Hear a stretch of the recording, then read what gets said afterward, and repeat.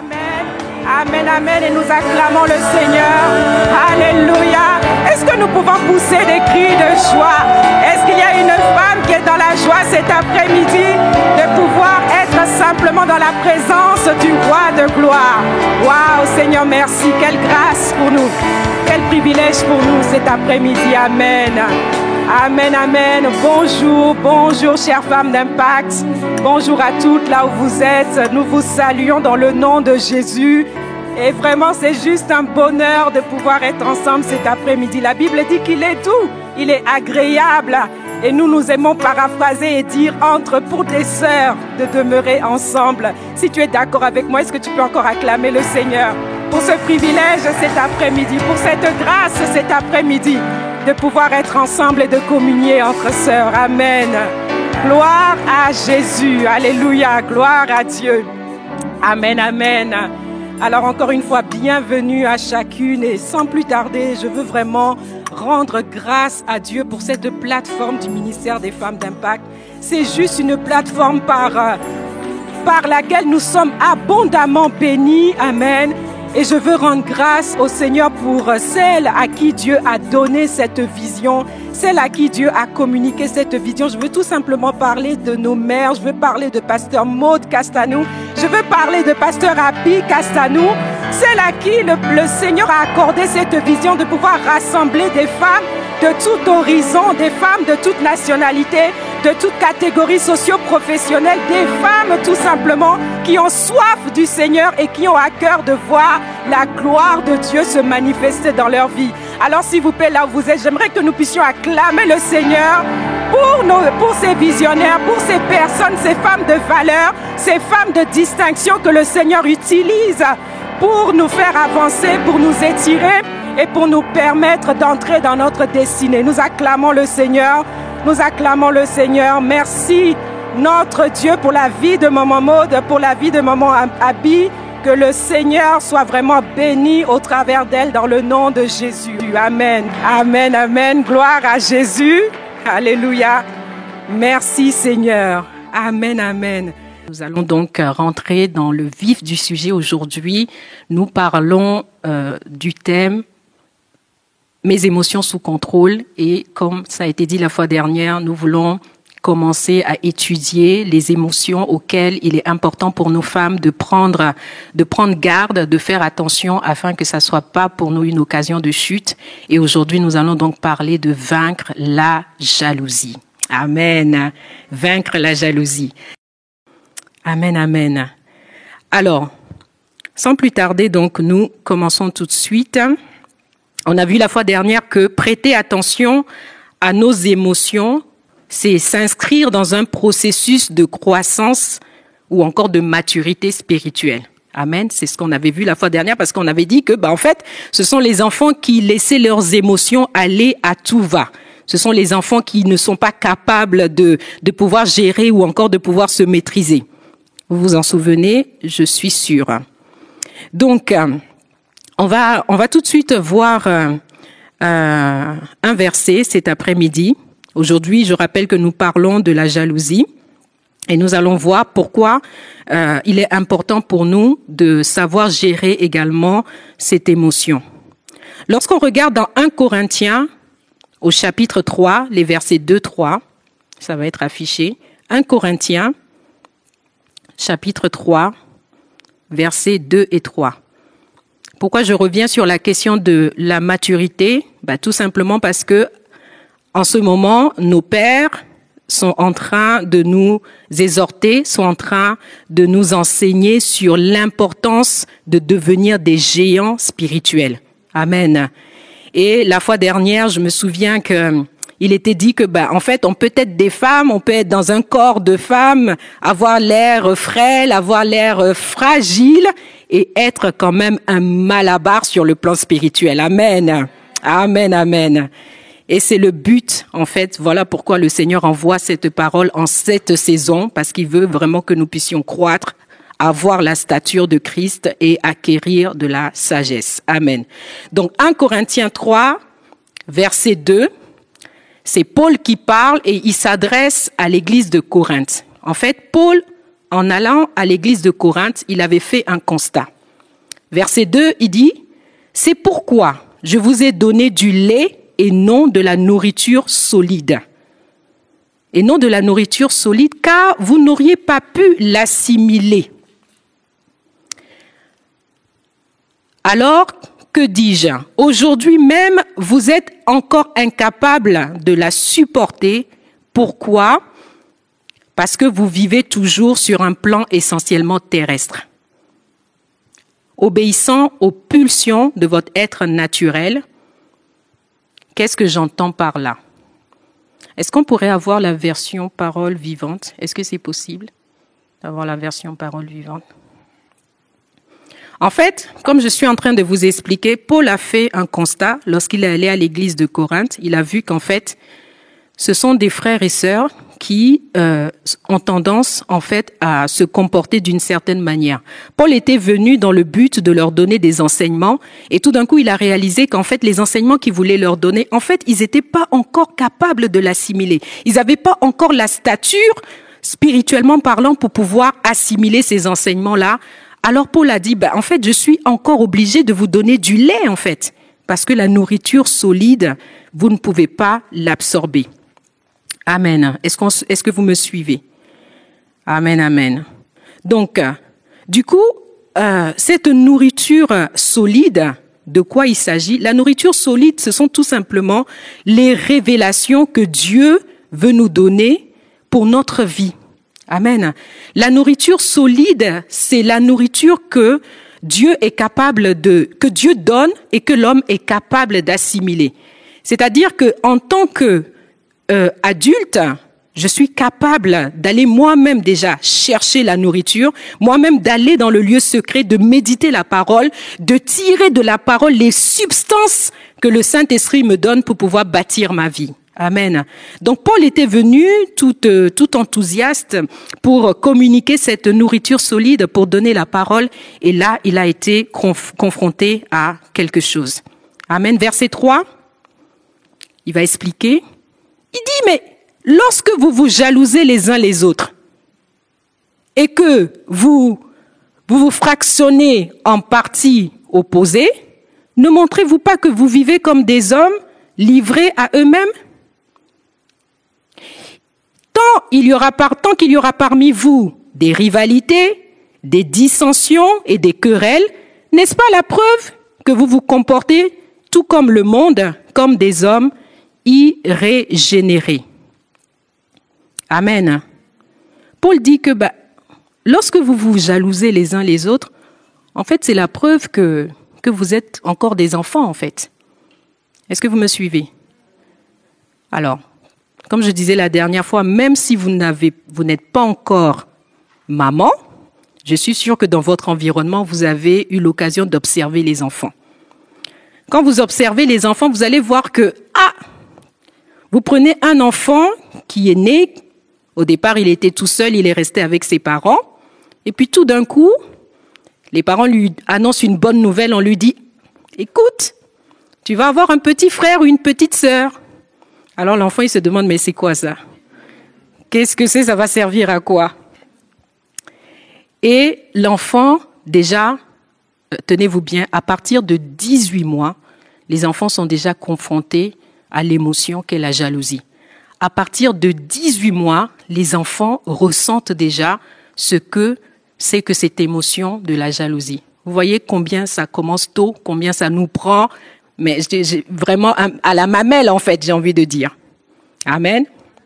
Amen, amen.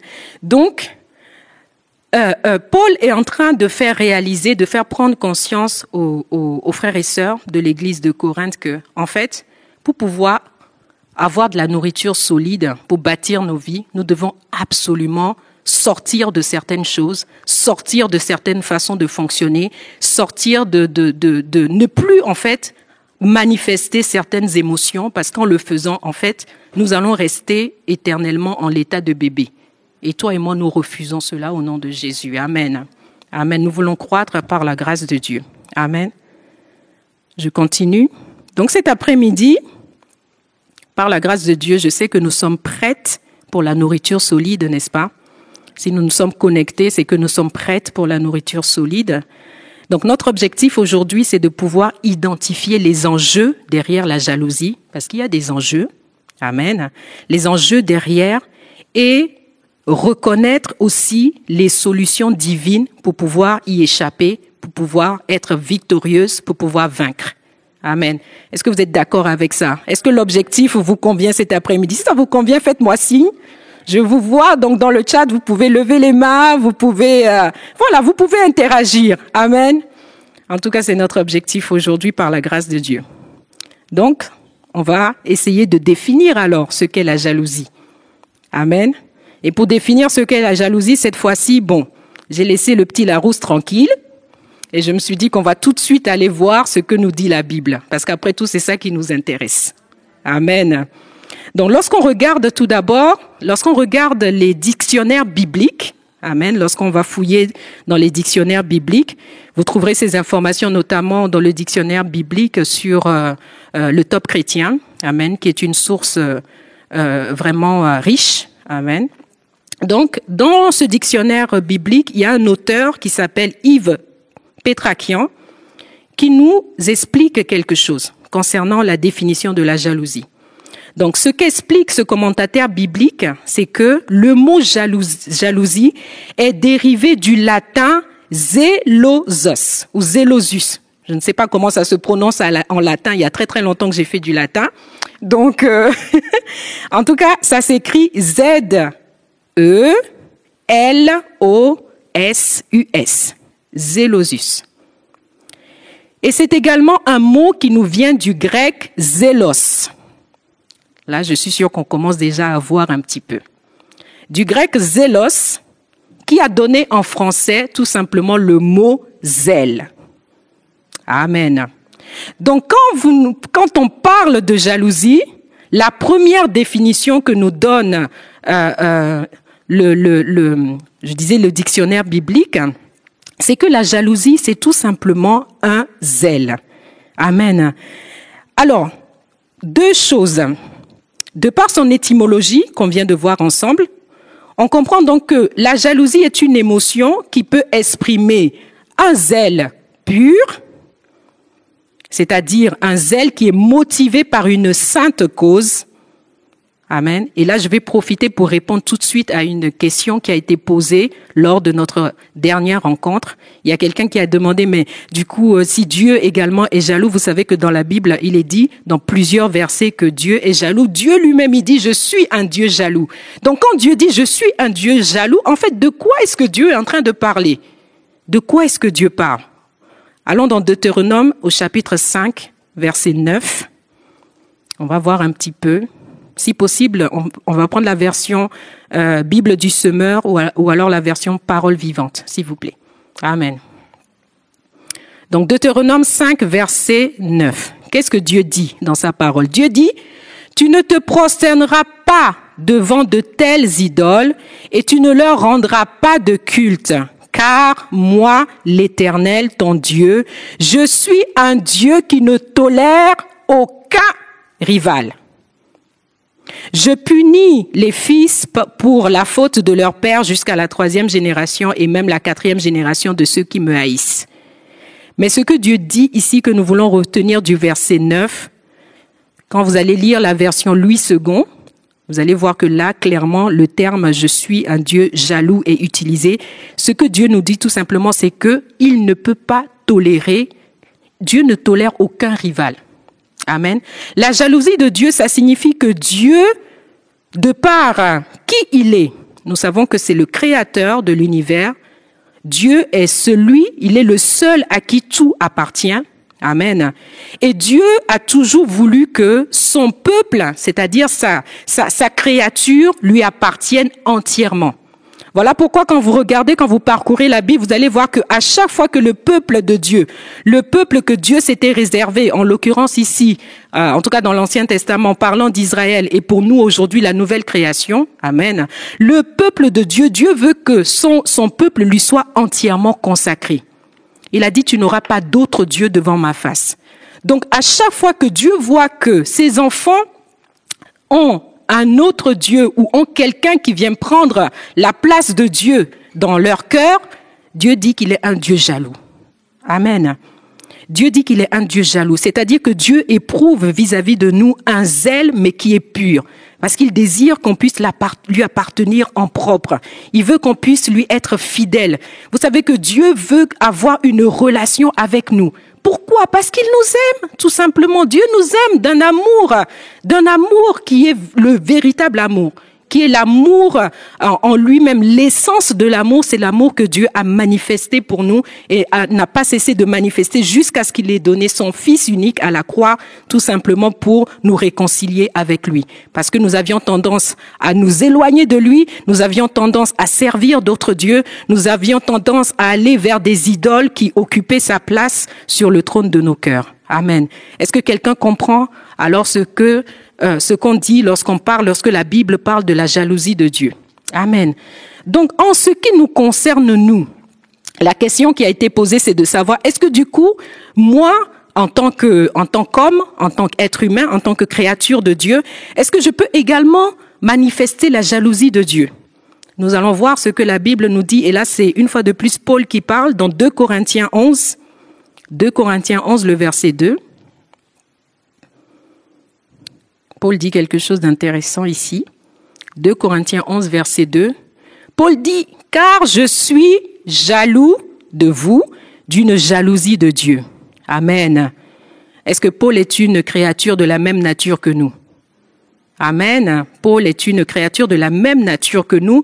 Ce qui veut dire que moi, en tant qu'enfant de Dieu, je peux aussi éprouver cette émotion-là, c'est-à-dire un zèle pur, un zèle qui est pour quelque chose de saint. Donc, je peux, moi aussi, manifester la jalousie de Dieu. Amen. Alors, manifester la jalousie de Dieu, être jaloux de Dieu, c'est tout simplement avoir le mal en horreur. C'est n'accepter de faire aucun compromis avec le péché. Parce que c'est ça que Dieu ne tolérait pas, ne pouvait pas supporter par rapport à son peuple, parce que Dieu ne supportait pas qu'il puisse se faire des veaux d'or, qu'il puisse adorer autre chose que Dieu. Amen. Voilà pourquoi aujourd'hui, dans notre langage, en tout cas en français, nous faisons attention à ce que nous disons, parce que nous savons qu'en tant qu'enfant de Dieu, je ne peux pas dire « j'adore le chocolat ». Le Saint-Esprit va être attristé, parce que je sais que je ne peux pas adorer autre chose que Dieu. Je ne peux pas accorder la même place à quelque chose d'autre qu'à Dieu dans mon cœur. Amen. Donc j'ai envie de te dire, ma sœur, ce soir, en tout cas cet après-midi, moi je t'encourage, tu peux être jalouse de la jalousie de Dieu. Amen. Tu peux vraiment te permettre d'être jalouse de la jalousie de Dieu, parce que ça voudrait dire que dans ta vie, tu as tout simplement horreur du péché. Dans ta vie, tu as horreur, tu ne fais aucun compromis avec ce qui est mal. Amen. Donc, comme ça nous est enseigné ces derniers temps, notamment ici localement par le pasteur, si tu sais qu'il y a quelqu'un ou quelque chose qui vient dans ta vie pour te voler ta communion avec Dieu, pour t'empêcher d'être uni à Dieu, là tu as le droit de lui dire « Hey, touche pas à mon Jésus. Touche pas à mon Jésus. » Tu as le droit de manifester la jalousie de Dieu. Amen. Et nous devons justement manifester cette jalousie. Gloire à Dieu. Est-ce qu'on est ensemble cet après-midi? Si on est ensemble, faites-moi signe sur le voilà. Celles qui ont activé leur caméra, je veux voir vos mains. Je veux m'assurer qu'on est vraiment sur la même longueur d'onde. Gloire au Seigneur. Amen. Amen, amen. Alors, on va continuer. Donc là, je vais clore cette partie de la jalousie de Dieu parce que c'est vraiment ce que Dieu attend de nous. Maintenant, toujours Yves Pétrakian, notre commentateur biblique, qu'est-ce qu'il nous dit? Il nous dit qu'il y a une autre forme de zèle qui, cette fois-ci, va être inspirée autrement. C'est une forme de zèle que la Bible, on va le voir tout à l'heure, nomme le zèle amer. Allons tout de suite dans Jacques 3. Jacques 3, d'abord le verset 14, et puis après le verset 16. Jacques 3, verset 14, la Bible dit, « Si par contre, contrairement au zèle pur qu'on vient de voir tout à l'heure, si par contre votre cœur est plein d'amère jalousie, si vous êtes animé d'un esprit d'intrigue et d'ambition égoïste, il n'y a vraiment pas lieu de vous vanter de votre sagesse. Ce serait un défi à la vérité. Amen. Verset 16. Verset 16. Car là où règne la jalousie et l'esprit de rivalité, là aussi habite la discorde, le désordre et toutes sortes d'agissements inspirés par le mal. Qu'est-ce que Paul est en train de nous dire ici? Il est en train de nous dire, contrairement à la jalousie de Dieu, il y a une autre forme de zèle que la Bible appelle le zèle amer. Ici, dans Jacques, c'est appelé la jalousie, l'esprit de rivalité. Et ça vient pas de Dieu, hein. Clairement, vous avez lu tout comme moi, la Bible dit que c'est inspiré par le mal. Amen. Il y a quelqu'un qui tire les ficelles derrière. Amen. C'est inspiré par le mal. Proverbe 14, verset 30. Nous sommes en train de définir la jalousie selon la Bible. Comment la Bible voit la jalousie. Proverbe 14, verset 30, Dieu nous dit « Un esprit paisible donne la santé, mais la jalousie ronge le corps. » Amen. Quand vous allez regarder d'autres versions de ce verset, de Proverbe 14, verset 30, vous verrez que dans certaines versions, la Bible décrit la jalousie comme étant une carie. La Bible dit que c'est la carie des os. Encore dans d'autres versions, la Bible dit que c'est un cancer. Est-ce que nous voyons un petit peu? Donc c'est quelque chose qui est inspiré par le mal, qui est inspiré par l'esprit du mal, dans le but de ronger notre corps, dans le but de ronger notre âme, dans le but d'emmener le chaos dans nos vies, puisqu'on a vu tout à l'heure avec Jacques 3, verset 14, que le but de tout ça, c'est d'installer le chaos, c'est d'installer le désordre, c'est de permettre toutes sortes de mauvaises actions. Est-ce qu'on est ensemble? Alléluia. Donc, cette forme de jalousie que la parole de Dieu appelle une carie, un cancer, cette forme de jalousie qui ronge l'âme, qui ronge, d'abord commence par l'esprit, ensuite va attaquer l'âme, puis finalement va détériorer le corps et nous conduire à la mort. C'est cette forme de jalousie que par la grâce de Dieu, nous allons vaincre dans nos vies au nom de Jésus. Alléluia. Amen. Alors, nous allons tout de suite aller au niveau des enjeux et des conséquences pour bien comprendre cette émotion, pour bien comprendre comment ça se manifeste et quelles sont surtout les conséquences que cela peut entraîner. Et vous vous rappelez que la fois dernière, j'avais commencé à vous parler de Rachel et de Léa. Vous vous en souvenez de nos deux sœurs, Rachel et Léa? Alors, on va continuer, on va faire justement l'étude de cas aujourd'hui. On va traiter le cas Léa et Rachel. Amen. Est-ce que vous êtes d'accord avec ça? Amen, amen. Donc, on va tout de suite dans Genèse 29. Genèse 29, les versets 16 et 17. Genèse 29, versets 16 et 17. Là, on va avoir une présentation de nos deux sœurs. Non, versets 16 et 17. La Bible dit, « Or, Laban avait deux filles. L'aînée s'appelle Léa et la cadette Rachel. » Verset 17. « Léa avait les yeux délicats, mais Rachel était belle de taille et belle de figure. » Dis avec moi, ce n'est qu'une description. Je n'ai rien vu dans ce verset en tout cas, je lis comme vous, je n'ai rien vu qui est en train de dire que les yeux délicats sont meilleurs que la belle taille et la belle figure. Vous avez lu ça? Non, hein? Amen, donc on est ensemble. Donc voilà la description. La Bible nous dit tout simplement que l'une avait les yeux délicats, l'autre était belle de taille et belle de figure. Genèse 29 au verset 31. Donc, Rachel et Léa sont des sœurs. Elles font partie de la même famille, tout comme nous. Est-ce que nous faisons partie de la même famille? Faites-moi signe, celles qui sont connectées là. Est-ce qu'on fait partie de la même famille? Rassurez-moi. Amen, gloire à Dieu. Donc on est bien sœurs. En fait, on est comme Rachel et Léa. Amen. On est bien sœurs. Amen. Donc, on continue. Genèse 29, verset 31. Donc, elles ont évolué ensemble, elles étaient dans la même maison, tout se passait bien, etc., etc. Donc, je vous laisserai aller lire. Je mets volontairement sous silence tout ce qui s'est passé. Grosso modo, elles étaient là, et puis un jour, il y a un jeune homme qui s'est présenté. Vous voyez de qui je veux parler, qui s'appelle Jacob, qui s'est présenté, et là, Jacob tout de suite a eu un sentiment envers Rachel. Il a lui-même fixé tout de suite la dot. Je vous laisse aller lire. Il a tout de suite, c'est Jacob lui-même qui a dit à Laban, au père des filles, donc au père de Léa et de Rachel, il a dit non, moi j'ai vu Rachel, elle me plaît, je veux la voir comme épouse et je vais travailler 7 ans pour la voir. C'est ça, non? Donc lui-même, Jacob lui-même, il a décidé de la dot. Tout de suite, c'était bouclé. Amen. Le problème, c'est que là où il était, les choses ne se passaient pas tout à fait comme lui pensait. Donc, pour faire l'histoire courte, Jacob a travaillé pendant les 7 ans. Il a travaillé et puis, au bout des 7 ans, il a dit à son oncle, donne-moi ma femme parce que le temps qu'on s'était convenu est achevé. Et vous connaissez l'histoire, vous connaissez l'histoire, ce que Laban a fait avec Jacob, c'est que tout simplement, il lui a donné Léa à la place de Rachel.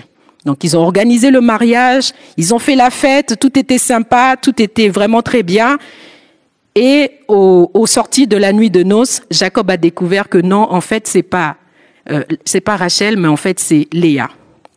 Donc il a refait la même chose, il a retravaillé pendant 7 ans pour pouvoir avoir Rachel et il s'est retrouvé donc avec les 2 sœurs comme épouses, avec Rachel et Léa. Donc j'ai fait l'histoire courte, mais je vous encourage à aller relire parce que c'est vraiment riche d'enseignements. Donc nous sommes arrivés donc au verset 29. La Bible nous dit quelque chose d'intéressant ici. Toujours un petit peu dans la description, la Bible dit que le Seigneur voit que Léa n'est pas aimée, alors il lui donne des enfants, mais Rachel, au contraire, ne peut pas en avoir. Dis avec moi, élément déclencheur. C'est-à-dire que dans le processus de la jalousie, en général dans le processus des émotions, il y a toujours un événement déclencheur. Et là, dans le cas de nos 2 sœurs, Rachel et Léa, l'élément déclencheur, c'est que tout simplement, Dieu a doté Léa de la capacité d'avoir des enfants. Dieu l'a rendue féconde. Et Rachel a constaté que elle, finalement, ne pouvait pas en avoir. Donc, on continue toujours dans notre parcours. Genèse 30 au verset 1er. Donc, élément déclencheur, souvenez-vous-en, c'est très important. Donc là, il y a une pensée qui va arriver.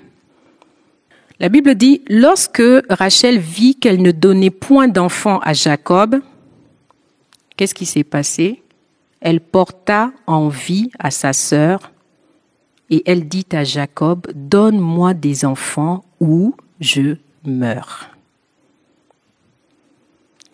Dans d'autres versions, là nous sommes dans la version Louis II, mais quand vous allez lire les autres versions, il est clairement dit que Rachel voit qu'elle ne peut pas donner d'enfant à Jacob, alors elle devint jalouse.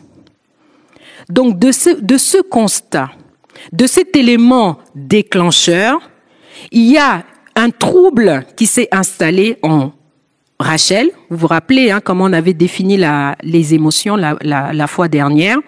Rachel en elle-même a été troublée par cela et la Bible dit qu'elle a porté envie à sa sœur. Elle est devenue jalouse de sa sœur.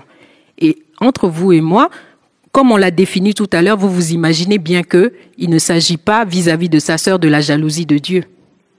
N'est-ce pas? On est d'accord, Donc, il y a quelque chose, il y a une pensée qui est arrivée dans l'esprit de Rachel on va voir le processus et comment ça va ronger au fur et à mesure Rachel jusqu'à la conduire à la mort.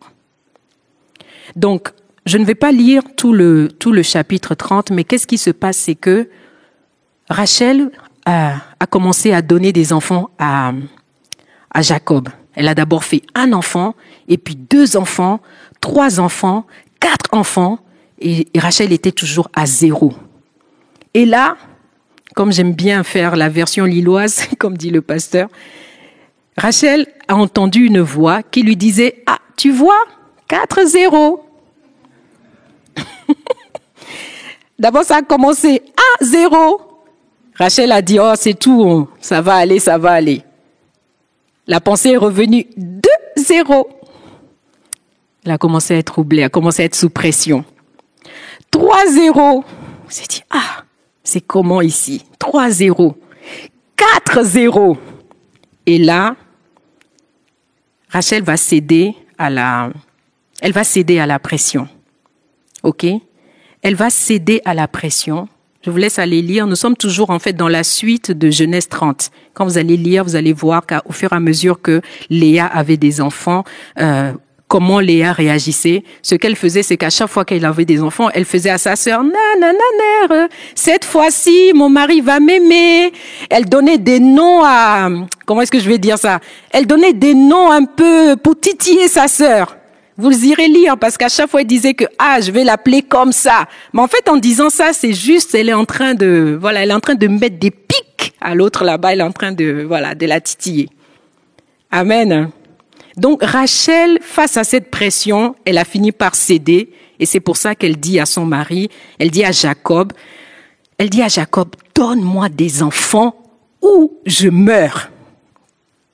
Si tu ne me donnes pas des enfants, je vais mourir. Et là, avec cette phrase que Rachel a prononcée, elle était jusque-là sous pression. Mais on voit à partir de ce moment-là que quelque chose s'est passé. On a déjà vu que la jalousie était déjà rentrée. D'accord? La jalousie est rentrée, c'est ce que le verset 1 nous dit. Mais elle est allée un peu plus loin. Elle est allée un peu plus loin en cédant maintenant à la pression. Et j'aimerais te dire, ma sœur, cet après-midi que, en fait, si tu cèdes à la pression, en fait, tu acceptes l'oppression. Si tu cèdes à la pression, inconsciemment, tu acceptes l'oppression. Rappelez-vous ce qu'on a vu ensemble dans Jacques 3. Ça veut dire que tu autorises maintenant l'esprit de jalousie. Tu ouvres maintenant la porte à l'esprit du mal de s'introduire dans ton cœur. Et rappelez-vous de ce que Proverbe 14:30 qu'on a lu ensemble. Une fois qu'il est rentré, qu'est-ce qu'il va commencer à faire? Il va commencer à mettre le chaos. Il va commencer à te ronger. Amen. Il va commencer à, c'est Jacques 3 verset 14. Il va commencer à mettre toutes sortes de désordre et de chaos dans ta vie. Et c'est ce qui s'est passé dans le cas de Rachel et de Léa, parce que au fil du temps, chacune disait voilà, Léa, quand elle a vu qu'elle ne pouvait plus avoir d'enfants, déjà Rachel elle-même, quand elle a dit à Jacob donne-moi des enfants ou je meurs, tout de suite elle a posé des actions.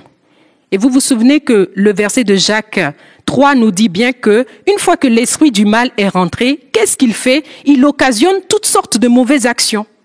Donc voilà Rachel, on ne sait pas qu'est-ce qui lui a pris. Pourquoi je disais tout à l'heure qu'elle a cédé, elle a accepté, elle a cédé à la pression et du coup l'oppression est rentrée, c'est que maintenant elle commence à avoir des idées bizarres. En tant que femme mariée, elle dit à son mari, bon, écoute, voilà ma servante, va avec ma servante, comme ça elle va enfanter sur mes genoux. Ta servante, enfanter sur tes genoux. Est-ce qu'on voit un petit peu? Elle a commencé mais vraiment à avoir des idées tordues en fait. Elle a commencé à avoir des drôles de pensées, des drôles de réactions qu'elle mettait du coup en action. Parce que là, elle avait déjà ouvert une porte et l'esprit du mal était rentré. Et c'est l'esprit du mal qui maintenant tenait un petit peu comme, vous savez, un petit peu comme une télécommande et qui maintenant était en train de guider ses actions et était en train de lui dicter des choses. Fais ci, fais ça. Et du côté de sa sœur, ne pensez pas que c'était mieux, hein. C'était pas du tout mieux. Quand vous lisez la Bible, vous voyez que Rachel a fait exactement la même chose. Quand elle s'est rendue compte qu'elle n'enfantait plus, elle a dit, hop, à sa servante, eh ben toi aussi tu vas avec mon mari, et comme ça, ma sœur, quand vous irez lire, vous allez voir que Léa a dit, va avec mon mari, et comme ça, Rachel ne va pas me rattraper. Voyez un petit peu. Voyez la rivalité qui s'est installée entre les deux sœurs. Dans tout ça, on se demande aussi Jacob vraiment. Enfin bon, on ferme la parenthèse, on ferme vite. On ferme vite la parenthèse. Amen, amen. Gloire au Seigneur. On va avancer. Donc voilà Rachel qui se retrouve oppressée. Les deux d'ailleurs, aussi bien Rachel que Léa, elles sont dans la concurrence, celle qui va donner le plus d'enfants, celle qui va gagner le cœur de Jacob. Et l'enjeu derrière tout ça, je vous ai parlé d'un enjeu. L'enjeu derrière la jalousie, c'est quoi? C'est tout simplement, premièrement, la peur de perdre une position. La peur de perdre un avantage au profit de quelqu'un d'autre. La peur de perdre un statut. Amen. Donc, en quelque sorte, Rachel se disait en elle-même, mais si je fais pas d'enfants et que Léa fait des enfants, en fait, elle va finir par devenir la préférée de Jacob. Et puis, au final, une femme, c'est fait pour avoir des enfants. Donc, si je fais pas d'enfants, ça veut dire que je ne sers à rien.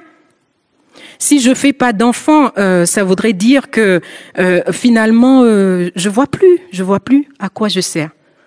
Voyez tout le désordre qui a commencé à s'installer en elle, tout le désordre qui a commencé à s'installer en fait dans son esprit.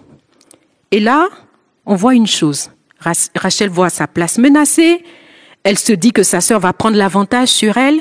Léa aussi se dit que si je ne trouve pas un moyen, parce que elle y va, dit que si je ne trouve pas un moyen de continuer à donner des enfants, Rachel finalement va me rattraper à cause de sa stratégie qu'elle a mis en place avec sa servante.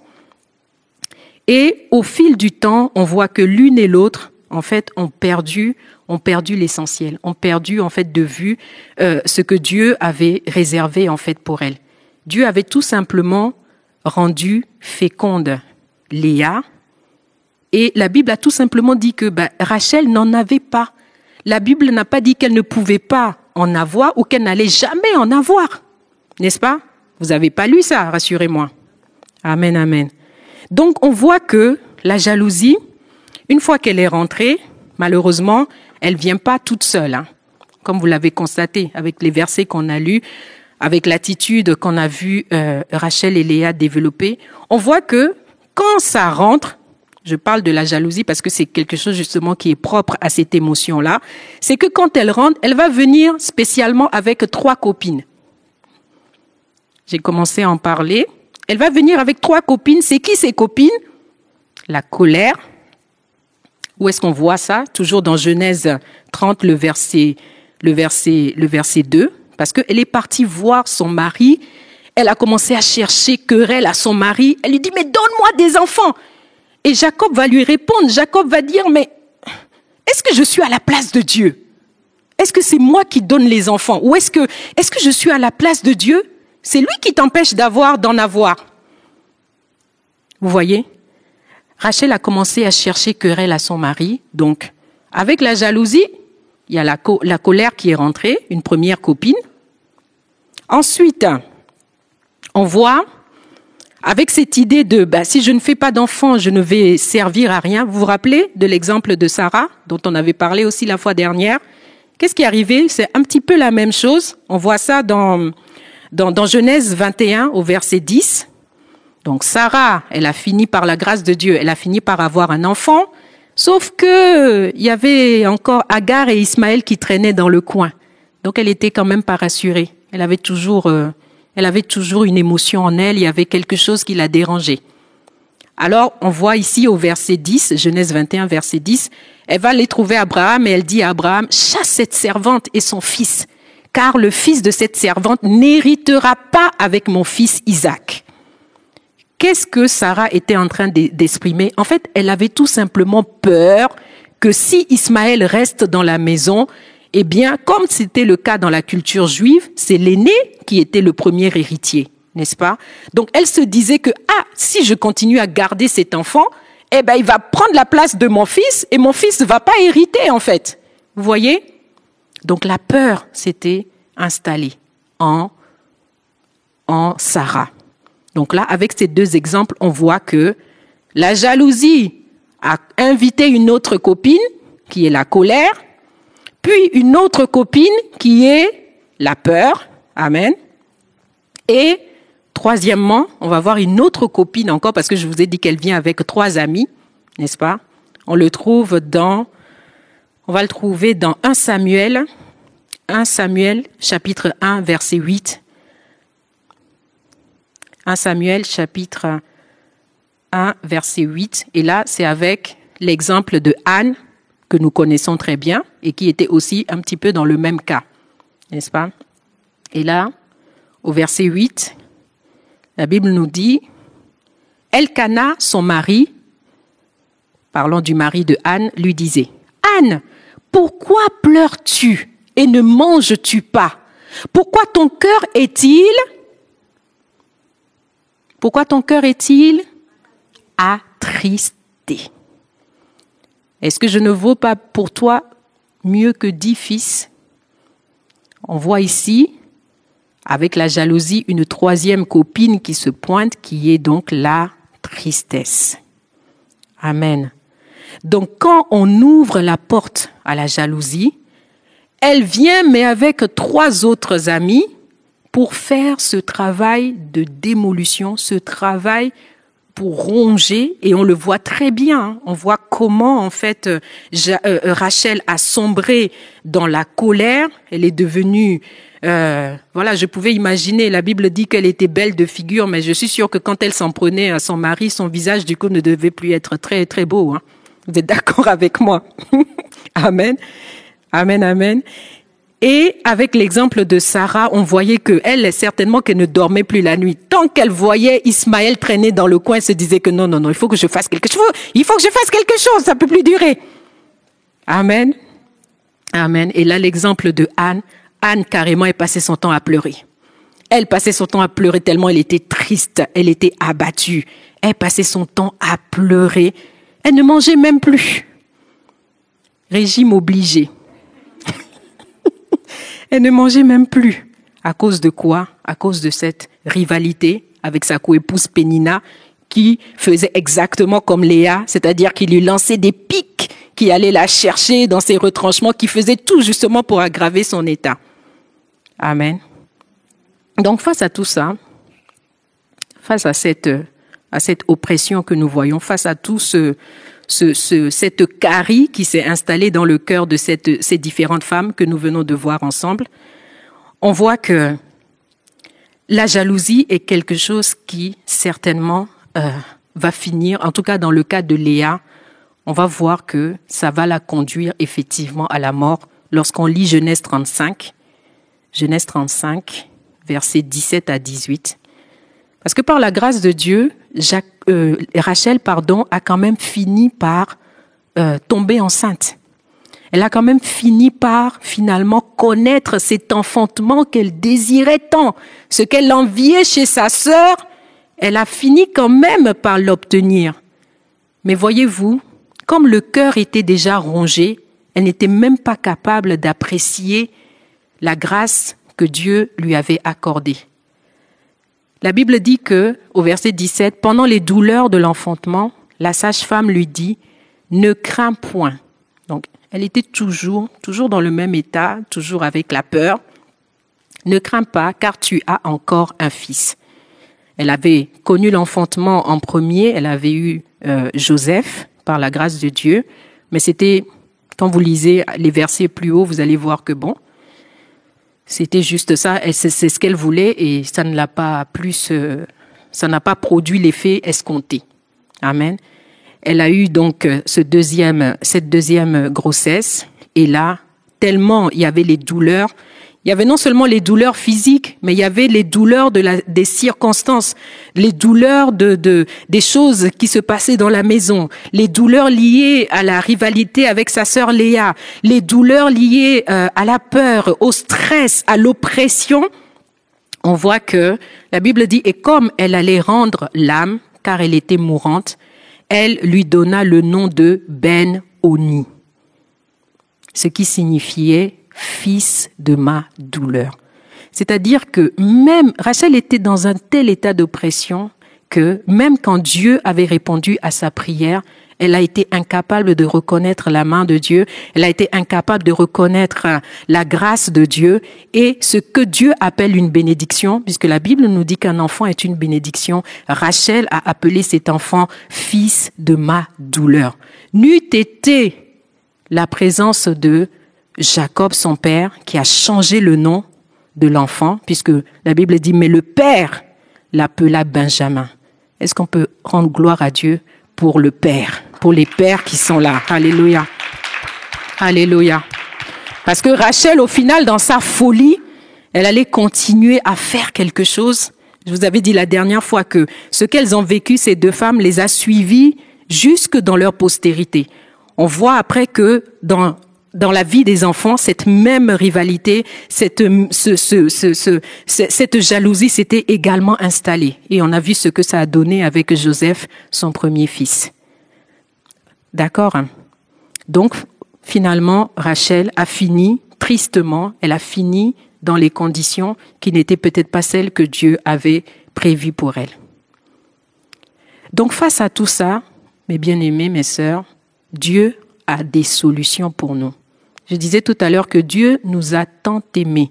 Dieu éprouve vis-à-vis de nous un zèle pur. Dieu veut que sa créature, Dieu veut que nous, ses enfants, nous puissions connaître le bonheur. Il veut que nous puissions être heureux. Dieu a créé les conditions pour que nous puissions vivre en paix. La volonté de Dieu pour nous, il l'a dit dans Jérémie 11, 29, il a dit, mais j'ai pour toi des projets de paix et non de malheur. Je suis un Dieu qui veut te donner un avenir et de l'espérance. Donc, bien aimé, Dieu nous aime. Il a pour nous un plan. Il nous a créés et à chaque étape, il s'est assuré que nous ne manquions de rien. Il s'est assuré que nous ayons tout ce dont nous avons besoin. Donc, Dieu a pour nous des solutions. Dieu a pour nous des solutions pour nous permettre de vaincre. Pourquoi? Parce que aucune d'entre nous, vous l'aurez compris, personne n'est à l'abri parce que l'ennemi vient toujours, il va souffler une pensée. Amen.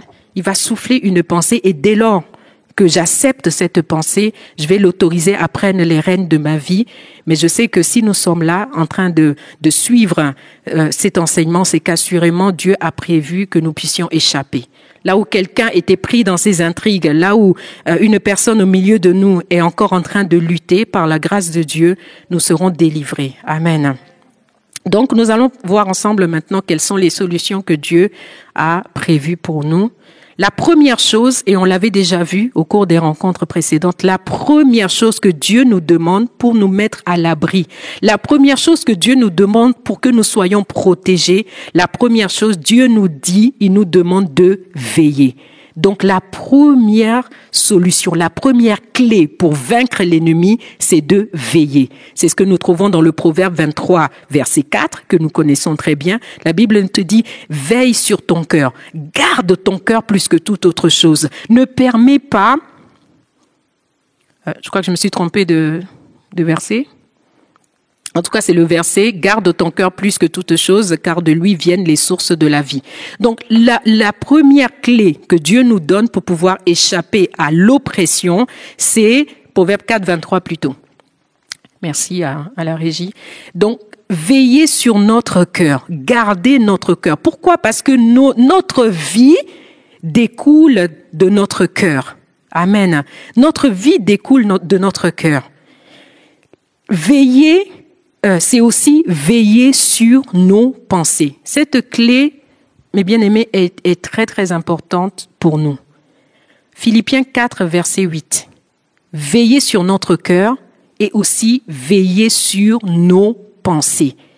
La Bible nous dit clairement ce qui doit nous animer comme pensée. La Bible, Dieu ne nous a pas laissés démunis. Il nous dit clairement ce qui doit faire chaque jour l'objet de notre pensée pour que des émotions telles que la jalousie ne puissent pas s'introduire en nous, parce que nous venons de le voir dans la première partie que dès que ça arrive, eh bien, ça ne vient pas pour nous faire du bien. L'objectif du diable, et ça a toujours été, c'est de nous détruire. Quand il vient, c'est pas pour faire copain avec nous. Ça peut sembler comme ça au début, mais son but, c'est de finir par nous détruire. Et c'est ce qu'il a fait, on vient encore de le voir avec l'exemple de Rachel. Donc, je dois veiller sur mes pensées. C'est ma responsabilité. Dieu ne viendra pas veiller sur mes pensées. Pourquoi je dis ça? Parce qu'il y a quelqu'un qui a dit, je ne peux pas empêcher les oiseaux de survoler ma tête. Par contre, je peux les empêcher de venir faire leur nid sur ma tête. Amen. Donc, vous ne pouvez pas empêcher une pensée de vous traverser. Aucun d'entre nous ne peut empêcher une pensée de traverser son esprit. Mais par contre, je peux choisir d'accepter ou non la pensée qui m'a traversée. Je peux accepter ou non la pensée qui m'a traversée. Je peux accepter ou non de faire rentrer cela dans mon cœur. C'est moi qui choisis. Amen. Donc, Philippiens 4:8 me dit, au reste, frères, quand on regarde on va peut-être prendre la version parole de vie, si vous l'avez. Parce que j'aime bien qu'on puisse, en tant que femme, ça s'adresse à nous également. Des fois, si on voit au reste, frères, on va dire, ah non, c'est pour les frères. Non, c'est pour nous aussi. Amen. C'est pour nous aussi. Et la version parole de vie dit bien, parle en fait aux deux, aux frères, mais aussi bien aux sœurs. En tout cas, frères et sœurs, vous avez bien lu comme moi, hein? On a bien parlé des sœurs, hein? Donc on est concerné, gloire à Dieu. Voici ce qui doit vous intéresser. Louis II dit ce qui doit faire l'objet de vos pensées. Tout ce qui est vrai, tout ce qui mérite d'être respecté, tout ce qui est juste et pur, tout ce qu'on peut aimer et approuver, tout ce qui est très bon et qui mérite les félicitations, voilà ce qui doit nous intéresser. Donc c'est à moi de veiller, c'est à moi de monter la garde pour que ce ne soit que ce genre de pensées qui vont rentrer dans mon cœur en fait. Je sais que les autres vont survoler, c'est-à-dire toutes les autres pensées auxquelles que vous imaginez là, la peur, la jalousie, la colère, les pensées impures, tout ça, ça va survoler ma tête. Mais c'est à moi de leur donner l'autorisation ou non d'atterrir en moi. Amen. On continue. Donc, première solution divine pour sortir de la jalousie, pour vaincre la jalousie, je dois veiller, je monte la garde, je veille sur mon cœur, parce que je veux protéger mes sources, je veux garder la vie divine en moi. Je veille sur mes pensées. Et la troisième chose sur laquelle je vais veiller, c'est ce que nous trouvons dans Hébreux 12 au verset 15. La Bible dit, veillez à ce que personne ne passe à côté de la grâce de Dieu. Amen. Je ne dois pas passer à côté de la grâce de Dieu parce que tout n'est que grâce. Si je rate la grâce de Dieu, en fait, il ne me reste plus rien. Amen. Donc, il ne faut pas que je passe à côté de la grâce de Dieu. Veillez à ce qu'il ne surgisse pas de plantes vénéneuses d'où jaillissent des rejetons capables d'empoisonner plusieurs d'entre vous et de contaminer toute la communauté. Dans d'autres versets, la Bible dit « Veillez à ce qu'aucune racine d'amertume ne prenne place en fait dans nos cœurs et ne produise des rejetons. » Amen. L'amertume, on l'a vu tout à l'heure, le zèle amer, on est d'accord que nous sommes en train de parler de jalousie. Et quand elle rentre, eh bien, elle vient en compagnie de quelques-unes. Et tout cela dans le but de quoi? D'empoisonner, ça commence par moi-même, de ronger mon propre cœur, et après d'empoisonner plusieurs d'entre vous, de contaminer toute la communauté. Parce qu'une personne amère finit toujours par contaminer les autres. Qu'elle le veuille ou non, elle va contaminer les autres. C'est comme ça. Elle va contaminer par ses paroles, elle va contaminer par ses attitudes, elle va contaminer par sa manière d'être. Quelqu'un a dit, si on met une pomme dans un panier, il y a des pommes et il y a une pomme pourrie, eh ben, toutes les pommes finiront par pourrir. Amen. Donc, je dois veiller. Mes sœurs, nous devons veiller. Il en va de ma responsabilité. Il en va de la responsabilité de chacune d'entre nous. nous devons veiller.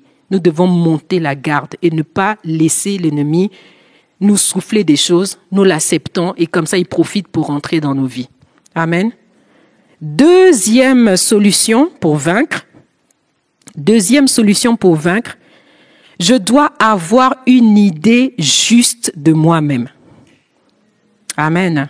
Je dois avoir une idée juste de moi-même. Romains 12, le verset 3. Romains 12, verset 3. Si possible, parole vivante ou Bible du semeur. Romains 12, verset 3.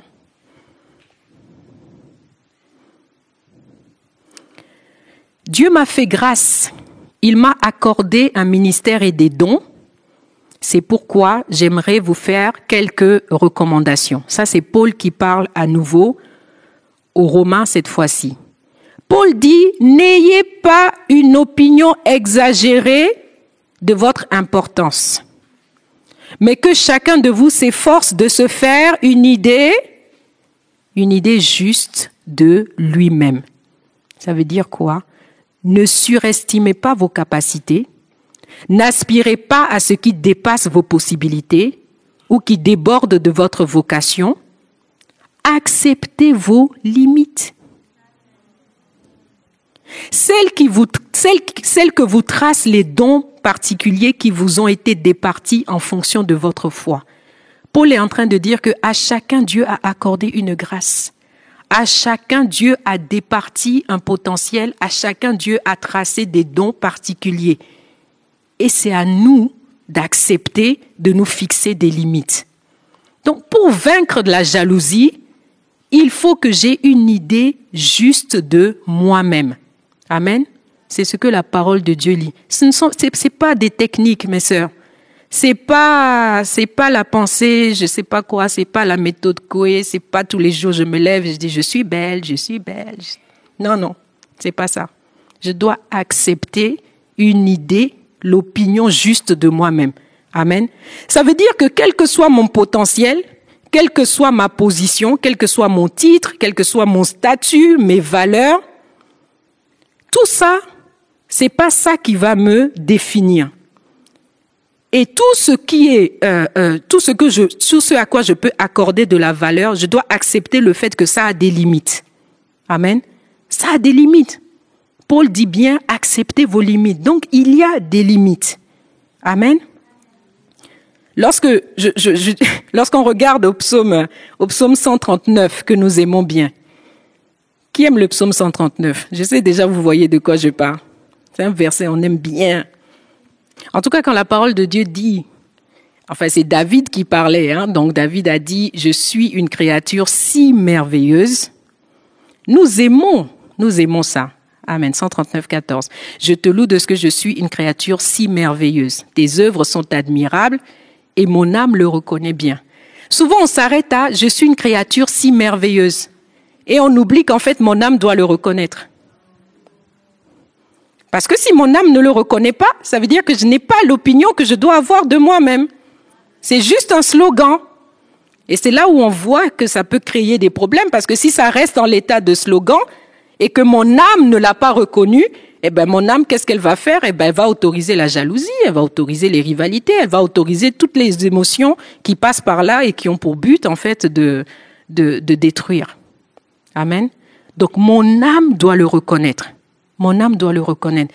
Et je vais ajouter une chose, c'est que Dieu a bien dit que nous sommes une créature merveilleuse. Dieu n'a pas dit « tu es une créature parfaite ». En tout cas, j'ai parcouru, j'ai vraiment lu, j'ai scruté le psaume, j'ai dit « ah Seigneur, parfaite, ça aurait été bien. Parfaite, c'était bien, non Seigneur ?» Eh ben non, Dieu a dit « merveilleuse ». Dieu n'a pas dit « parfaite ». Donc je ne suis pas parfaite. Désolée. Je peux faire des erreurs. Je peux me tromper. Il peut m'arriver de mal faire parce que je ne suis pas parfaite. Je suis juste si merveilleuse. La version King James dit « je suis terriblement merveilleuse ». Alléluia. Amen.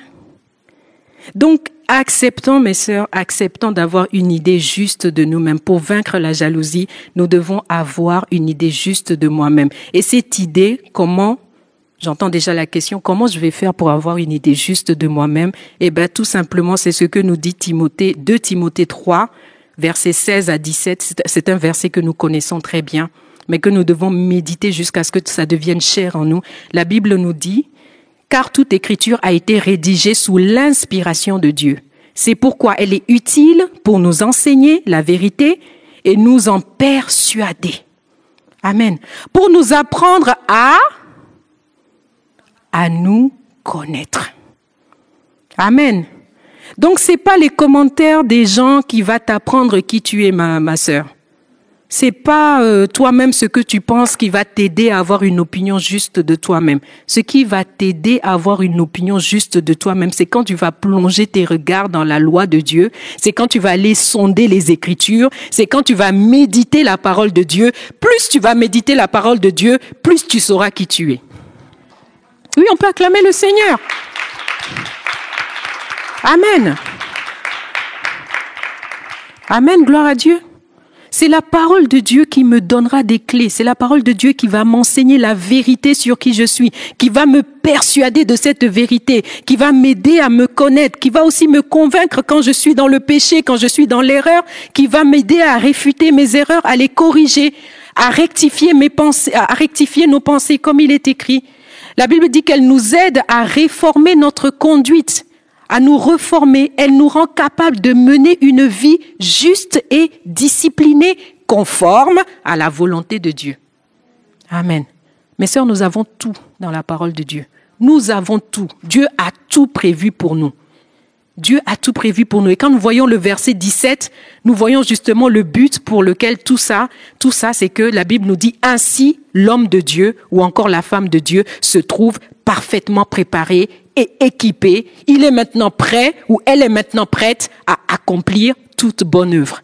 Là où l'ennemi voulait nous entraîner à poser de mauvaises actions, parce que nous allons plonger nos regards dans la loi de Dieu, nous sommes maintenant prêtes à accomplir de bonnes œuvres. Alléluia. Amen. Amen, amen. Gloire au Seigneur. Troisième solution divine. Je ne sais pas si on aura le temps de faire les questions, mais troisième solution divine. Accepter le fait que j'ai besoin des autres. Amen. Pour sortir de la jalousie, il me faut accepter le fait que j'ai besoin des autres. Et nous le trouvons dans 1 Corinthiens 12. 1 Corinthiens 12, très rapidement, ce sont les versets 16 à 18. La Bible dit, « Et si l'oreille se mettait à dire, « Moi je ne suis pas un œil, je ne fais donc pas partie du corps. » Cesserait-elle d'en faire partie pour autant? Verset suivant. « Et si tout le corps était un œil ?» J'ai un peu du mal à me faire à l'idée, en fait. Et si tout le corps était un œil, comment ce corps entendrait-il? Et s'il pouvait seulement entendre, où serait l'odorat, en fait? Verset 18. Heureusement, dis avec moi, heureusement. Dieu est sage. Heureusement, Dieu a assigné à chaque organe sa place et sa fonction dans le corps comme il l'a trouvé bon. Amen. Dieu a assigné à chacun d'entre nous, Dieu a assigné à chacune d'entre nous une place comme il l'a trouvé bon. Donc j'ai besoin des autres. Les autres ne sont pas mes concurrents. J'ai besoin des autres parce que je ne peux pas, ce que la main fait, l'œil ne peut pas le faire. Ce que le pied fait, la main ne peut pas le faire. Donc je dois accepter que j'ai besoin des autres. Pour que le corps fonctionne, Dieu m'a positionné dans un corps. Dieu a positionné mes organes pour que tout fonctionne normalement. Le pasteur dit souvent que si la main veut être connectée au cou, il va y avoir à la tête, ou en tout cas il y aura un problème. N'est-ce pas? Donc je dois être consciente que j'ai une place et que cette place-là, Dieu l'a trouvée bon. Si Dieu m'a placé dans une famille, que ça soit ma famille naturelle, que ça soit ma famille en Christ, c'est qu'il, dans cette famille où il m'a placé, dans ce corps naturelle ou spirituelle du coup, j'ai ma place et Dieu trouve cela bon. Et quel que soit l'endroit où Dieu me place, vous allez voir que si je suis sur un lieu de travail, le poste que j'occupe, le poste que Dieu m'a accordé la grâce d'avoir, eh bien c'est ce poste en la saison où je me trouve, c'est ce poste-là que Dieu a trouvé bon pour moi. Et je dois accepter que ceux qui travaillent avec moi sont des collaborateurs pour moi. Ils sont là pour me compléter. Ils sont là pour permettre au corps de fonctionner ensemble. Amen. Chacune d'entre nous est là pour permettre au corps spirituel, à la maison de Dieu, de fonctionner correctement. Amen. Donc je ne dois pas vouloir occuper une autre place que la place qui m'a été assignée, parce que en le faisant, je vais créer un désordre. En le faisant, je suis en train d'accomplir Jacques 3, verset 16 qu'on a lu au début. Je suis en train de causer de la discorde, de faire n'importe quoi en fait. Je crée du désordre. Amen. Tandis que si j'occupe ma place, la Bible dit que voilà là maintenant, la fonction dans le corps est bon comme Dieu l'a trouvé. Amen. Ecclésiaste 4, verset 4. Quelque chose d'important aussi que nous devons accepter.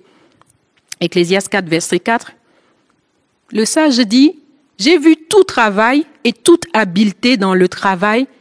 J'ai vu que tout travail et que toute habileté dans le travail n'est que jalousie de l'homme à l'égard de son prochain. Et quelle conclusion il tire? Il dit, c'est encore là vanité et poursuite du vent. Amen. Si je n'occupe pas ma place et que je cherche à occuper la place de l'autre, je cherche à me comparer, je cherche à faire ce que l'autre doit faire, je suis en train de poursuivre du vent. Parce que c'est pas ce que Dieu a prévu pour moi, tout simplement. Amen. Donc, que Dieu nous accorde la grâce de comprendre et d'accepter que nous avons besoin les uns des autres, que mes faiblesses sont là pour compléter les forces des autres et vice-versa. Amen. Et que nous sommes donc interdépendants. Nous sommes donc interdépendants. Amen. La dernière clé que j'aimerais nous communiquer cet après-midi pour pouvoir vaincre la jalousie, c'est ce que nous trouvons dans Romains 12. Nous sommes toujours dans Romains. Donc 12 et cette fois-ci les versets 9 à 10. Romains 12, versets 9 à 10. La Bible nous dit, l'amour ne supporte pas les masques. Amen. Que le vôtre soit donc authentique et sans affectation. Aimez en toute sincérité, haïssez le mal, ayez-le en horreur et détournez-vous-en. Laissez-vous attirer par le bien, attachez-vous-y fortement. Amen.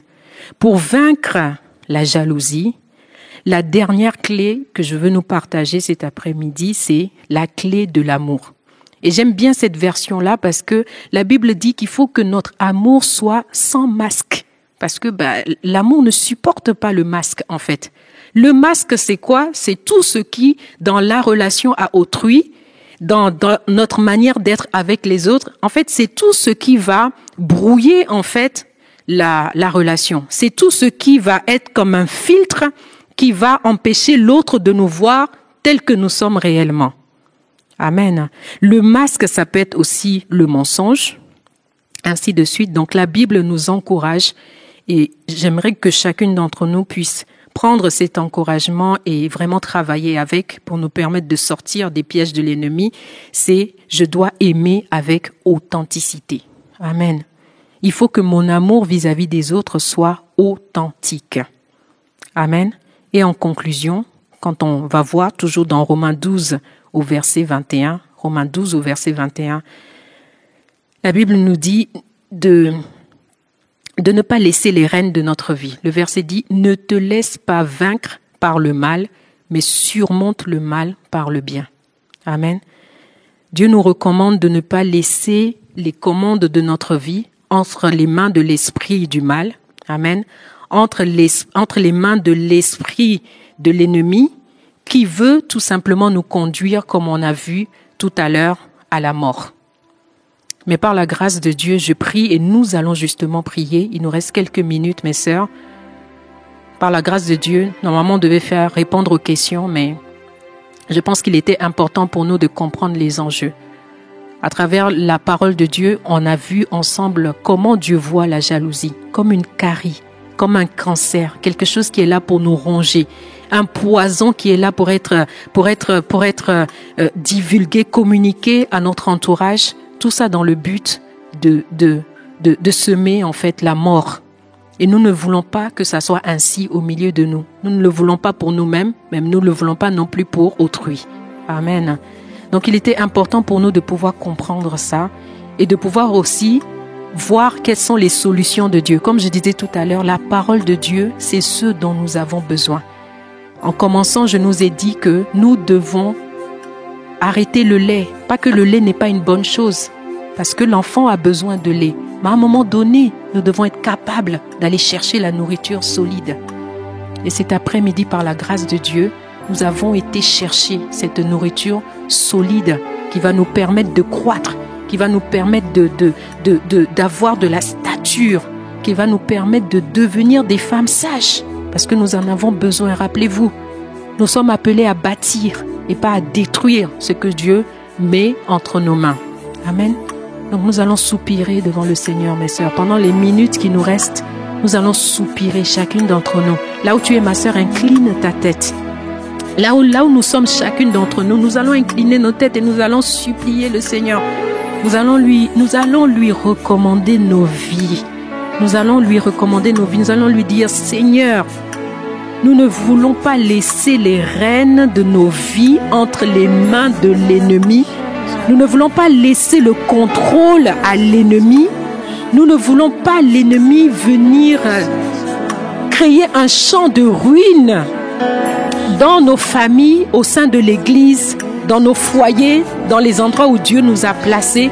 Nous ne voulons pas laisser les émotions permettre à l'ennemi de nous détruire. Ma sœur, là où tu es, élève ta voix, avec ce que nous avons entendu, que chacune d'entre nous élève tout simplement la voix et commence à soupirer. Commence à soupirer devant le Seigneur. Commence à soupirer, ma sœur.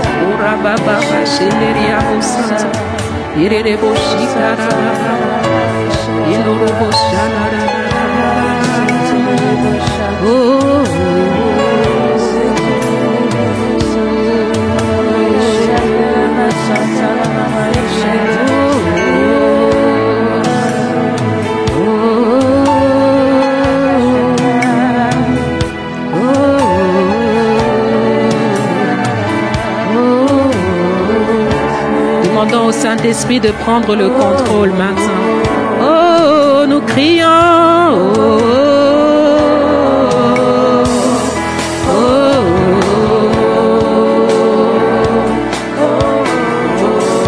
Seigneur, nous soupirons. Nous crions à toi, Père.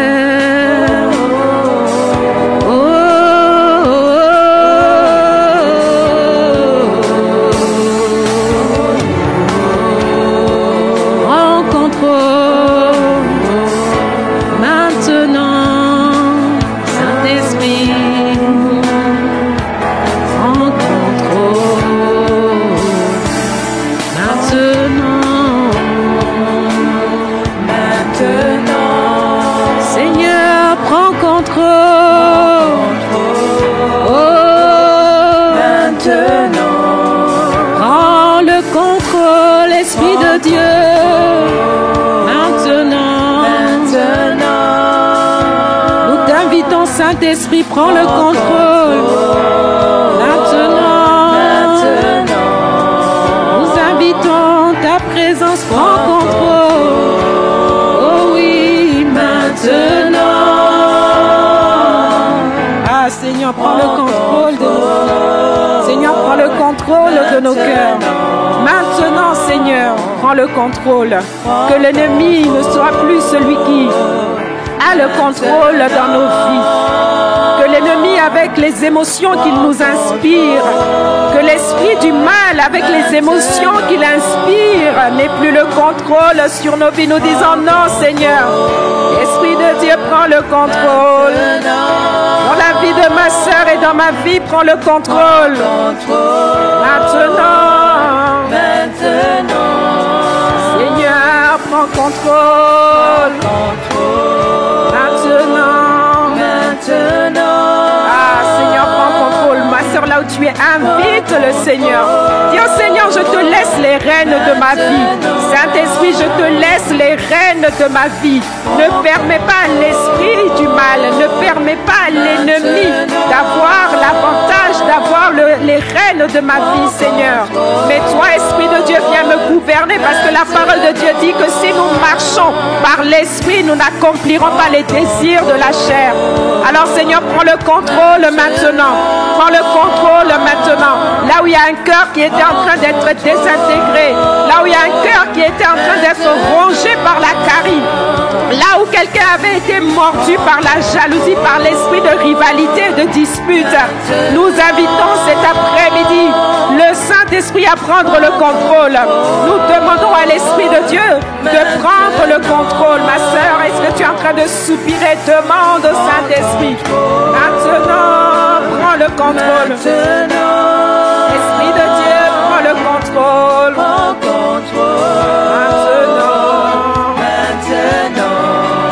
Seigneur, prends contrôle.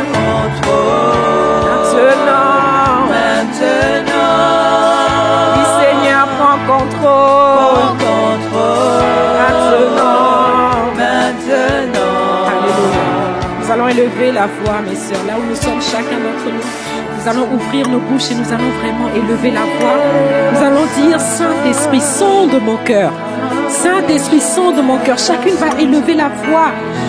Chacune demande à l'Esprit de Dieu, sonde mon cœur, parce que nous voulons que s'il y avait une quelconque envie qui s'était infiltrée dans nos cœurs, s'il y avait une quelconque jalousie qui s'est infiltrée dans nos cœurs, cet après-midi, nous avons compris l'urgence de nous en débarrasser, afin de ne pas être rongés, afin de ne pas mourir, alors que Dieu nous appelle à la vie, alors que Dieu a prévu pour nous.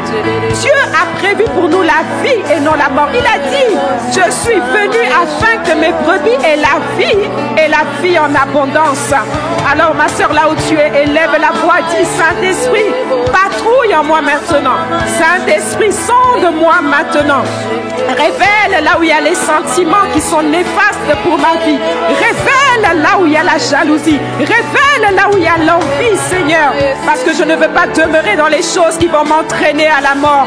Je ne veux pas demeurer dans les choses qui vont créer le chaos. Je ne veux pas demeurer dans le désordre. Je ne veux pas demeurer dans les actions mauvaises. Alors prends contrôle, Esprit de Dieu. Maintenant, Seigneur.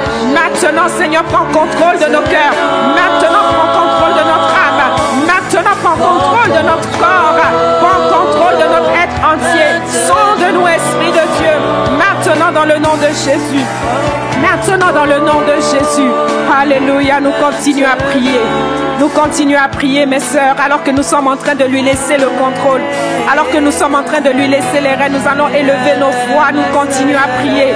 Et nous allons demander au Seigneur, le Saint-Esprit, nous allons lui dire, Seigneur, nous te soumettons nos luttes cet après-midi. Parce que nous reconnaissons que parfois, nous sommes en train de lutter. Nous luttons parce que ce n'est pas simple. Nous luttons parce que ce n'est pas facile, nous le reconnaissons. Nous avons dit que nous devons être vrais. Nous avons dit, et le Seigneur nous a demandé d'avoir un amour vrai, un amour qui est sans masque. Mais Seigneur, nous reconnaissons que c'est difficile parfois. Voilà pourquoi nous voulons nous soumettre à l'Esprit de Dieu. Voilà pourquoi nous voulons nous soumettre à l'Esprit de Dieu. Ma sœur, là où tu es, dis au Saint-Esprit, je te soumets. Je te soumets mon cœur. Saint-Esprit, je te soumets mes luttes. Je te soumets toutes choses. Tu vois, Seigneur, là où je suis en train de me débattre. Tu vois, Seigneur, là où la pensée s'est déjà installée en moi. Et les troubles sont là. Mais Seigneur, je crie à toi. Seigneur, je crie à toi. Seigneur, je crie en toi, Seigneur. Afin que tu délivres, afin que tu libères. Nous nous soumettons à toi, Esprit de Dieu.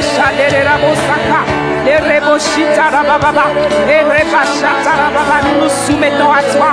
Nous nous soumettons à toi. Prends le contrôle maintenant. Prends le contrôle maintenant. Partout, Seigneur, où nous sommes connectés, prends le contrôle. Dans une maison, Seigneur, localise ma sœur et prends le contrôle maintenant dans le nom de Jésus. Tu vois celles qui sont en proie aux luttes. Tu vois celles qui sont en proie au désarroi. Celles qui n'en peuvent plus. Seigneur, tu vois celles qui sont sous pression. Elles sont à un doigt de céder à l'ennemi. Mais Seigneur, nous crions à toi. Seigneur, nous crions à toi cet après-midi. Prends le contrôle, Seigneur. Étends tes mains de grâce et prends le contrôle d'un cœur. Prends le contrôle d'une vie maintenant, Seigneur. Dans le nom de Jésus, prends le contrôle, Seigneur. Prends le contrôle, Esprit de Dieu. Dans le nom de Jésus. Bien-aimés, nous allons élever nos voix, mes sœurs. Et nous allons lui dire, nous allons demander pardon. Selon Jacques 3, verset 16. Jacques 3, verset 16, nous avons vu ensemble que là où règne la jalousie et l'esprit de rivalité, la Bible dit que là habite la discorde, le désordre et toutes sortes d'agissements inspirés par le mal. Alors nous allons dire, Seigneur, nous reconnaissons que nous nous sommes allés à l'esprit de jalousie. Nous reconnaissons humblement, ma sœur, est-ce que tu peux élever ta voix et faire preuve d'humilité devant le Seigneur?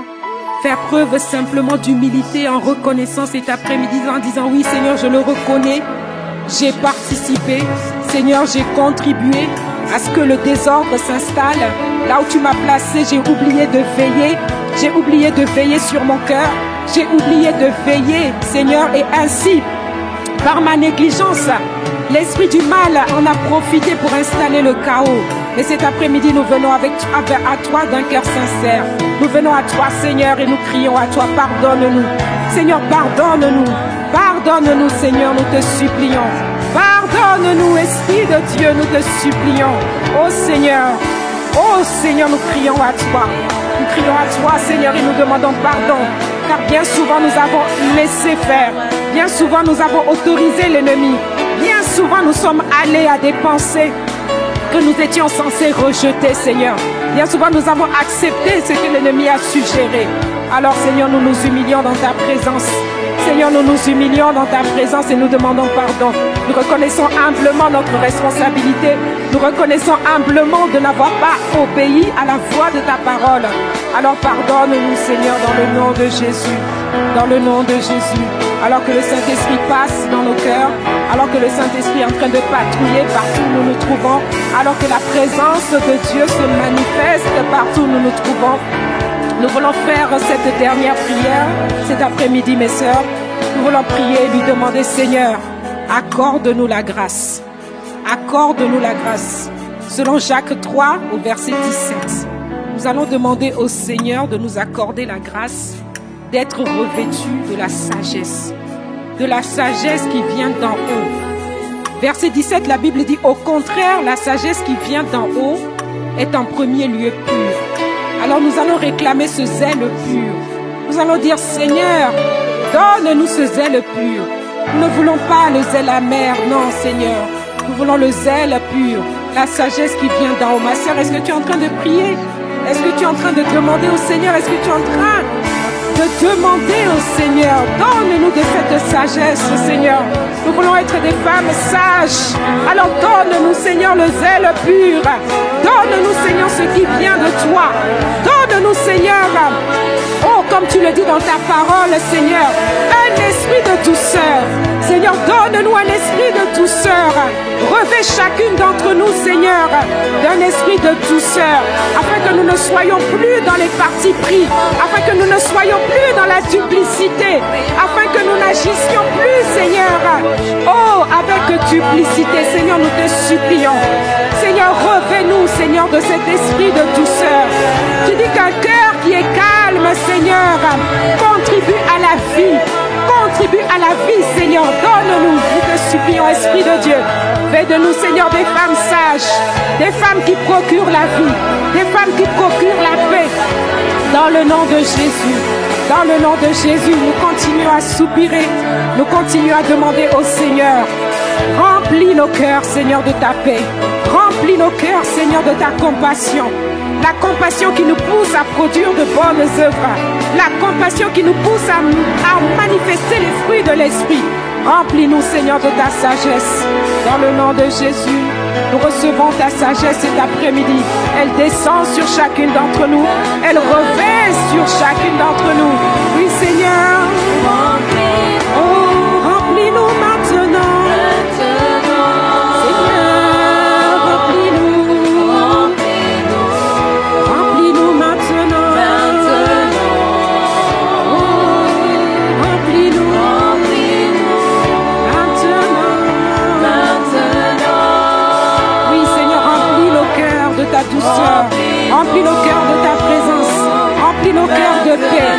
Remplis nos cœurs, Seigneur, des pensées pures.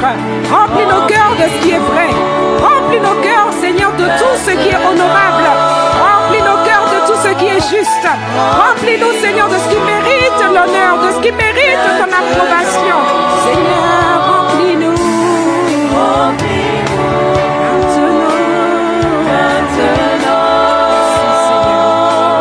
Seigneur, nous te rendons grâce. Nous te rendons grâce pour ta présence au milieu de nous cet après-midi. Nous disons merci, Seigneur. Tu es là, Seigneur. Tu es ici au milieu de nous. Tu es là, ta présence est au milieu de nous, Seigneur. Nous nous soumettons à toi, Esprit de Dieu. Oui, tu es là. Seigneur, tu es dans nos vies. Seigneur, tu es présent dans la vie de chacune d'entre nous. Alors prends les rênes à partir d'aujourd'hui, Seigneur, nous nous soumettons. Nous nous soumettons à la parole. Nous nous soumettons à ton esprit. Nous nous soumettons à ta direction. Nous nous soumettons à ta volonté, Père. Tu es ici présent dans nos vies, Seigneur. Merci de ce que tu prends les rênes. Merci de ce que c'est toi désormais qui as le contrôle de nos vies, le contrôle de notre cœur, le contrôle de nos émotions. Seigneur, tu as le contrôle. Nous abandonnons tout entre tes mains. Seigneur, merci. Et qu'à ton nom revienne toute la gloire dans le nom de Jésus. Dans le nom de Jésus, est-ce qu'une femme peut simplement acclamer le Seigneur? Est-ce que nous pouvons acclamer le Seigneur? Est-ce que nous pouvons lui rendre grâce pour sa présence au milieu de nous, pour ce qu'il a fait? Rendons grâce, mes sœurs, pour sa parole. La Bible dit qu'il a envoyé sa parole et la parole nous a fait échapper. La parole cet après-midi nous a fait échapper à la jalousie. La parole nous a fait échapper au plan de l'ennemi. La parole nous a fait échapper à la destruction et à la fosse. Alors nous te rendons grâce. Nous te disons merci, Seigneur. Gloire et honneur, action de grâce. Oh, gloire à Jésus le Christ. Gloire à notre Seigneur.